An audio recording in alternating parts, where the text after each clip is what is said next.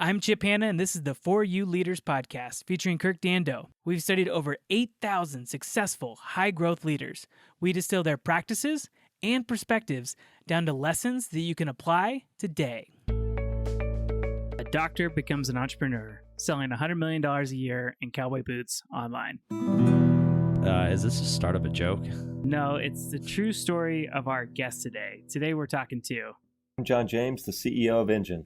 Chip, I loved how you opened up this episode. I thought you were getting ready to tell a good joke, but actually, it is a true story. John is currently the CEO of Engine, which we'll dive into. But Chip, you actually know John from a previous life, right? Yeah, in a previous life, I worked in an advertising agency, and one of the companies that we worked for was Justin Boots, which most people don't know. That company is owned by another little company named Berkshire Hathaway. But one of the things we do is we'd help Justin's retailers sell more Justin Boots, and that's where I met today's guest, John. But that's not the whole story. I lost touch with John, and I don't know what I was searching for online, and I randomly came across an article titled $100 Million a Year to Shut Down, The Rise and Fall of an E-Commerce Empire. And I saw that it was John's company, Country Outfitter. I want to thank John for being on the For You Leaders podcast. And Chip, I want to thank you for making this connection and John's willingness to share his story. It's a story no leader wants to be able to tell. The story about how their company scaled and failed. So let's jump into our conversation with John as he first tells us the unlikely story about how he became a medical doctor that eventually built a cowboy boot e-commerce giant. I went to college at exactly the right time for my passion. So I had been a programmer since I was about 5 or 6 years old. I just absolutely loved it. I ended up building a bulletin board system in the spare bedroom of my house where I grew up when I was about 14 or 15 years old. And then ended up in college really right as the internet started to take off in 1993. So really good internet connection in my dorm at the University of Arkansas. And lo and behold, I built an e-commerce business shortly thereafter in 1994. So I started selling Quiz Bowl questions to high schools and junior highs and middle schools all around the country, both through direct mail and through this brand new thing called e-commerce. And it kind of took off. It actually paid for medical school for me. Bought a house during medical school while others were in an apartment. And I thought, hey, there is something to this entrepreneurship thing. And I just fell in love with it then. Like so much so that here I am in medical school and then eventually in my residency. And I'd tell people about the Quiz Bowl business or about some of the other things that I was working on instead of telling people I was a doctor. So it was a kind of an interesting journey of how I got into entrepreneurship. That is awesome. So I'm sure you had a lot of spare time during residency to do a lot with the entrepreneurship, right? Oh, yeah. I mean, 100-hour weeks, living in the hospital. But you know, it's funny. It was right after 9/11, 2001. My brother approached me and said, we should sell barbecue grills online. And I just laughed at him like, dude, I've got this little Quiz Bowl business that I run. I'm about to have my first kid. Oh, and by the way, I'm a brand new resident in my 3rd or 4th month working 100-hour weeks living in the hospital. Well, the next night I was on call. It was probably the only slow night of call I had in 3 years of being a resident. And I built grillstuff.com that night on call. I called him up and said, hey, dude, look at this. He said, that's great. Where'd you find this? What is it? I said, find it. I built it last night. We're in business together. And so that was kind of, that thing took off. We thought, hey, if we had a $30,000 year in 2002, boy, we'd knock it out of the park. We had a $30,000 day at the end of 2002. So it was, man, we missed it by 365x and I was off to the races. I wasn't going to be a doctor anymore. That's awesome. I got to ask you, because I know that a lot of people wonder if they have that entrepreneurial kind of seed inside. You know, some days they feel like they do, some days they don't. Like, what was like before you went to college, like what even kind of sparked that interest? You said like when you were younger, you were doing the coding and doing that stuff, but just, I mean, what kind of, when you were in college, what were you like, hey, you know what? This Quiz Bowl idea, why don't I just try selling that? Like what kind of sparked that beyond just an idea? You know, I've always created things. I've always wanted to build things. And it was kind of that. One of my teachers in high school actually challenged me and said, if one of you guys, and we had just won the Quiz Bowl state championship, and My best friend was eventually became one of the best Jeopardy players of all time. And anyway, but one of our teachers challenged us and said, "You guys ought to write Quiz Bowl questions. And if you could do that, you could make a little spending money." I was like, "Ooh, I like spending money." We didn't grow up with much. I mean, we didn't grow up poor, but we definitely didn't grow up even middle class, I wouldn't say. So it was very appealing to me to use my mind to create something that people would pay me for. So that was really, that was the light bulb moment. I sent out about 100 flyers announcing these Quiz Bowl questions, and got back like 13 orders. You're not supposed to get a 13% response rate in direct mail. I had no idea at the time, but it was like, this is really cool. And from there, I mailed out 3,000, and from there, I mailed out 30,000, which is one to every school in the nation. So it was pretty neat. That's awesome. That's awesome. Well, thank you for sharing that. I think there's a lot of people out there that have ideas. They just don't know. I think they overcomplicate what it takes to kind of get into it, which it is hard. But anyways, I appreciate you sharing that. So keep going.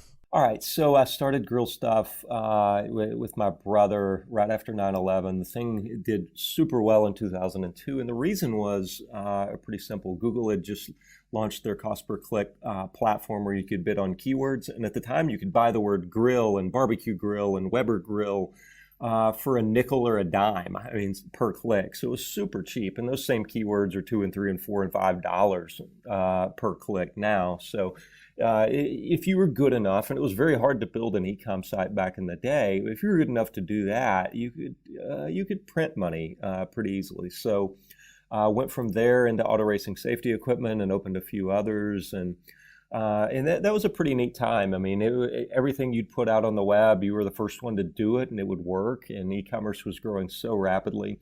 It was the right place and the right time. Built a little arbitrage business as well. So I was very familiar with Google AdWords and the buying side of pay-per-click. Well, Google launched their AdSense program shortly thereafter, and that was for publishers. So if you wrote a piece of content, Google would analyze the content and match the 4 best ads that they had in their system related to that content and give you a healthy revenue share. So I actually built an arbitrage between AdWords and AdSense, the publisher side, and was about 1.6% of their partner revenue when they went public in 2005. So clearly at this point, I'm not going to practice medicine. I'd finished my residency, but I have no interest at all in working 100-hour weeks to, kill myself, especially with a new family and a couple really, really nice businesses that had taken off. Well, and you kind of found your passion too, and you were, by the way, happen to be very good at it. Sounds like it. Well, I enjoy it, and I think that's part of it. It was such a passion to me that I just immersed myself into it. I knew everything about it the day everything came out. It was just a lot of fun, especially back in the day. Yeah, one of the things that I know that, having been fortunate to talk to literally thousands of entrepreneurs over the years, your story, there's a thread that pulls through it that's very familiar and similar, which is that, usually at some young age they got into, coding, got into something that was just something they were just passionate about, didn't even really think about, ways to maybe even monetize it. And then, along the way, someone kind of introduced a concept or an idea, and they kind of started to run with it. But one of the things that you just said, and it's a common theme that I hear is they just knew like what was happening on a daily basis, like what were the new things that were coming out, and there was such a high level of curiosity about what was going on. And once again, and it almost became like, turning it into business became just a fun way to keep score, but it wasn't the thing that really underneath drove them. It's very interesting to hear kind of those common themes. Well, what's interesting is the fourth business. So the first 3 businesses were all bootstrapped. I sold the first e-commerce business there, the grills and the auto racing safety. And I sold that in 2008. And of course, we jumped straight back in. So January of 2009 at the height of the financial crisis. So I guess I only start businesses in financial crises, right after 9/11 and then right after in 2009 there. And I went with a different thesis on that. It was how how big of a business can we grow? Can we grow something more substantial than just me and a couple employees? And so sure enough, we started Acumen Brands there and raised the first round of venture capital in Arkansas in over a decade. So we took $3.5 million from a group out of Atlanta. 13 months later, Dillard's, the department store, made their first investment ever in their 70-year history in us. So that was their first venture investment ever. And so that was a $5 million round. And then all of a sudden, we figured something out, which I'm sure you'll dive into here in a second. We figured out how to go from a Google-centric model where you're harvesting demand off of Google to this new Facebook thing. And that's where I get to that. It was just so fascinating to me, Facebook, how fast it had grown and how you could, instead of targeting 135,000 people a month that were searching for cowboy boots on Google, well, there were 18.2 million women in the demographic who would probably wear cowboy boots. And so we blew up and raised a $100 million round of capital, which, rewind back 26 months earlier, and there had been no venture capital raised in Arkansas. And here we had just raised, I think at the time, it was the fourth largest round of e-commerce venture capital ever done. So it was a pretty neat story. And it was also driven by that passion where I just lived on the computer in this new nascent Facebook system. It was a lot of fun. Like as far as number of people, how were you growing? I mean, obviously raising that kind of money, you're growing like crazy. What did the numbers look like on that side? So we started with 5 people in an old doctor's office, of course. So yay, mom and dad are proud I'm using the medical degree or whatever, and grew from 5 to 12 basically overnight. Grew from 12 to 30. This is all bootstrapped. Raised that first round of venture capital and grew up to 50 very quickly.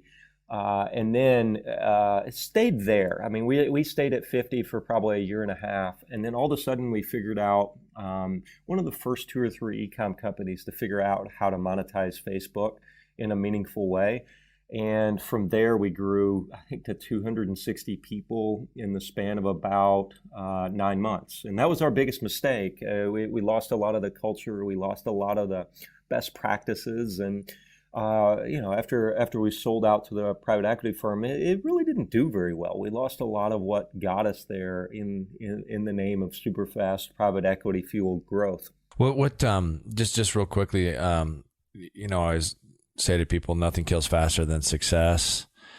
So when you say you kind of lost those things, was it just hiring so quickly and onboarding so quickly that really that tone from the top, the things that you cared about and the things that you were passionate about just weren't able to vibrate deep enough into the organization? Or were there other specific kind of things that got in the way, like hubris or any of those kind of things? I don't think it was hubris so much as it was a lack of having done it before. I don't think we knew what we didn't know. I don't think I said that right, but you get the idea. Yeah. I mean, that's one of the things I hear from almost every CEO that we work with is I don't know what I don't know. Yeah, that was it. And when we had 5 people, it was easy. We were in the same room. 12 people, same sort of system applied. Even at 30 people, I could just talk really loud and everyone could hear me and it would reverberate all the way down. Everyone knew what page you were on. Well, all of a sudden I think it's around 100 folks where the study shows that you have to do something different. You cannot, maintain that many human relationships. And it was a very interesting time. So now you've got this layer of complexity. And I was chief doing officer. I had not grown up in my career enough to be a very effective manager of more than, call it 30 or 50 people. So it was a challenge for me as an individual, and I just don't think we had the right systems in place as we tried to scale. Hey, give us an extra year to do it, and we probably nail it. But we didn't have the time. There was a very small window we had to jump through in order to maximize this arbitrage opportunity that Facebook was presenting. And so we went as fast as humanly possible, and I guess we went too fast, or maybe we didn't go fast enough. I don't know, but it was an interesting ride. Yeah. Well, so you said you sold to private equity. Was that so? When you raised $100 million, was that part of that, or I didn't mean to divert the journey here. kind of get us back on the journey. Yeah, so here we are. We've raised a little bit of venture capital. We built this incredible roboticized fulfillment center. So it was the Kiva robots that Amazon eventually bought. And so we could scale very quickly from an order fulfillment standpoint. So we had launched one business. We started with medical scrubs. We used all our own software to do it. Our second little business was a workwear business, so Carhartt and Dickies and work boots and a few other things. Opened about 10 other stores kind of in that same methodology. We're looking for $1 to $10 billion retail niches that had no category killer in it. And so that journey took us to one where we sold cowboy boots and started this business called Country Outfitter. And man, the metrics on this one were completely different. Not only were there 135,000 searches a month for cowboy boots over on Google, but like I mentioned, there were 18.2 million women that fit into this category. So they were on Facebook. They loved country music. They liked horses or rodeo or hunting and fishing even. And so we figured out through a series of tests how to monetize those people off of Facebook. So it involved getting an email address and getting them to enter one of our giveaways, and then beautiful, beautiful imagery of this pretty upscale, pretty awesome product that I don't think had been presented quite that way before. And so we had a great run, built from 3 million of revenue to 5 million of revenue to 9 million of revenue to 100 million of revenue on an annualized basis. So our fourth year, we darn near touched $100 million of revenue. And so the infrastructure actually worked. We had some great partners, Justin Boots and Ariat and a few other really great partners that helped us in that. So the supply chain wasn't a problem, believe it or not. I mean, it was hard, don't get me wrong, but the real part was, how do you scale to 250 people? So with that success, we were kind of the hottest thing on the planet. This little stupid company there in the middle of Arkansas, run by an ex-doctor and an ex-lawyer, was now the darling. We had the top 10 venture capital firms in the world call us and come to Fayetteville, Arkansas to try to give us money. And through that process, I met some of the most intelligent people. That was humbling, by the way. I knew I wasn't kind of the pedigree that these Wharton School and these Harvard grads and these Princeton MBAs, and here I am, and man, that was humbling and pretty awesome. And ended up raising a $100 million round of capital. Took out all my early investors, so they turned an incredible profit. My co-founder and I sold a lot of our shares as well. So great ending for the early stage people. And then the business didn't do super well right after they came in for a number of reasons. Let me interject something you said here that I want to make sure that people are listening heard. As you said, we had a good supply mechanism. The business was growing like crazy. That wasn't the difficulty. Was really developing your product and market fit and really the strategy to kind of unlock more and more and more of that market in a rapid way. It was really the challenge of how do we scale 250 people, which is interesting because I think sometimes that's counterintuitive. That I think that people feel like all we have to do is grow that top line and everything else will take care of itself. It didn't sound like you experienced that. It was interesting. There were two things. It was a lot of we dropped a lot of balls, and I think we could have continued to drop a lot of balls because the metrics were so good. But the death knell on top of that was Facebook's algorithms began changing. So we had 9 million Facebook fans. And as we assembled those fans, more than half of them would see everything we posted and organically for free. Well, Facebook decided to change that algorithm. And so it went from like 50% to 0.5%. And so every post would generate, $50 or $100,000 of revenue. Now it doesn't generate hardly anything. And then the cost to acquire new customers likewise went up. So we started very early the arbitrage of this nascent ad platform. We could buy clicks for a penny or 2 pennies or even a nickel, especially on mobile devices, as that started to take off. And now all of a sudden these were fully priced. It was 60, 70, 80 cents a click on that same platform for that same person for that same ad. So the two of those really combined. So we didn't have a lot of operational efficiency and greatness, coupled with the fact that our main platform for acquiring customers and monetizing them kind of went away. So it was both of those together were the main thing was the Facebook algorithm changes. I think we would eventually figured out the structure and the systems, but we didn't get too much of a chance to do it. Yeah. Well, so talk a little bit about kind of what for lack of better terms, kind of the ride down look like and was like for you personally as well as for the business. And we won't spend a whole bunch of time talking about that because there's a story that has grown out of this as well. But I do want people to understand that. Yeah, it was really interesting. I mean, there was we had this beast that I was clearly incapable of running. It had morphed from this technology company that sat at the intersection of e-commerce software and marketing automation and marketing technology, and it morphed into this huge cowboy boot business. And we decided we were going to be vertically integrated and start making our own boots out of Mexico. And here I am, this tech geek that didn't even own a pair of cowboy boots. So I'm completely unqualified. Was it the Peter Principle or whatever, where a leader rises to their own level of incompetency? And that was me. I was incompetent.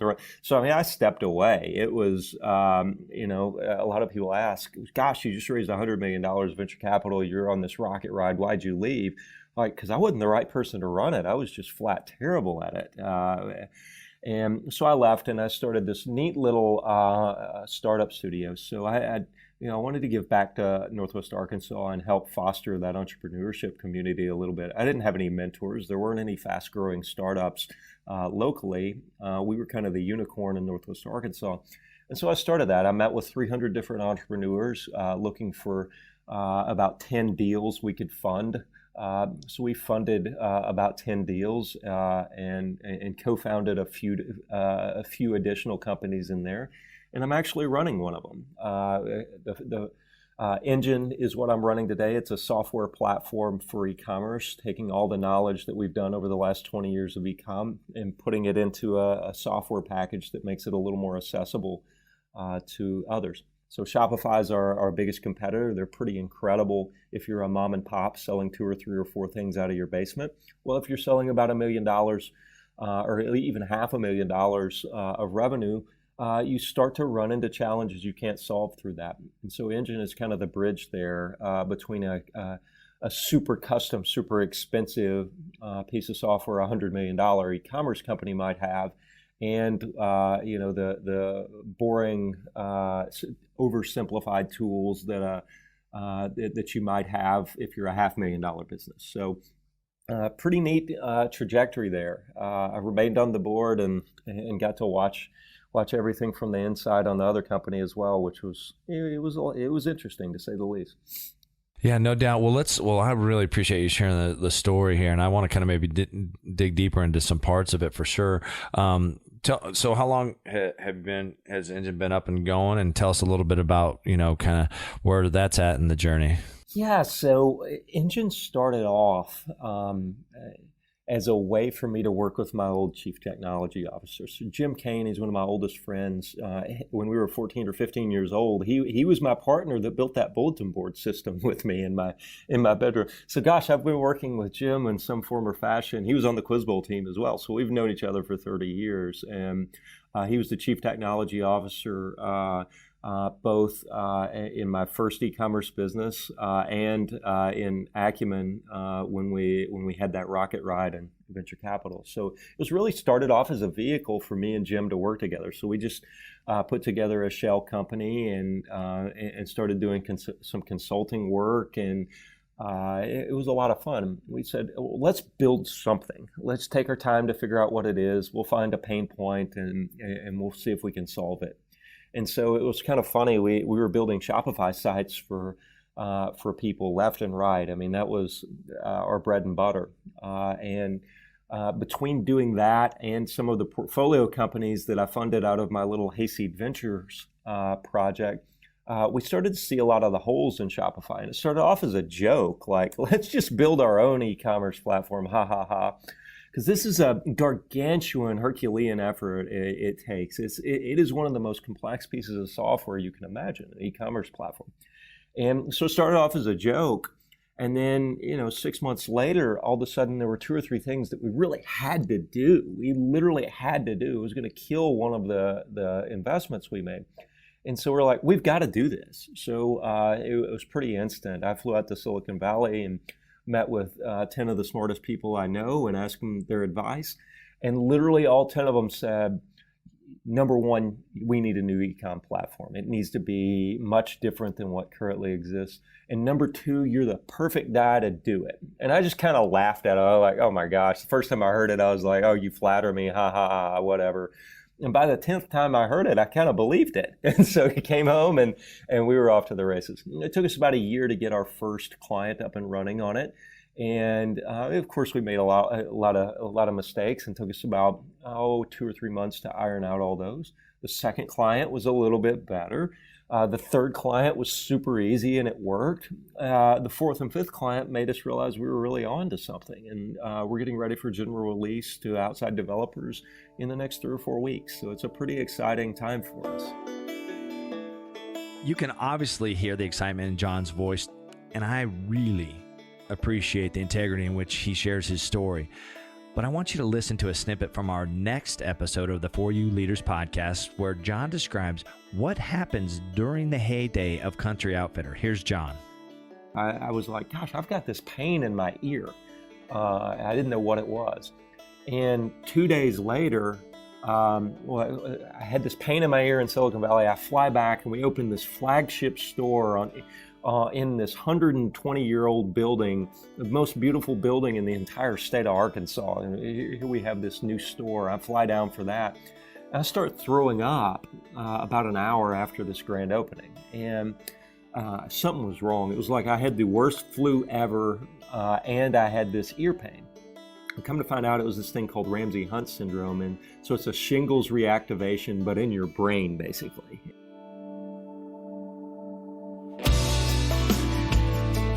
John goes into great depth about the medical condition that changed the way he thinks about work and his role as a CEO of a rapid growing business. It turns out this was the wake-up call that John needed to shift his priorities, not just at work, but at home.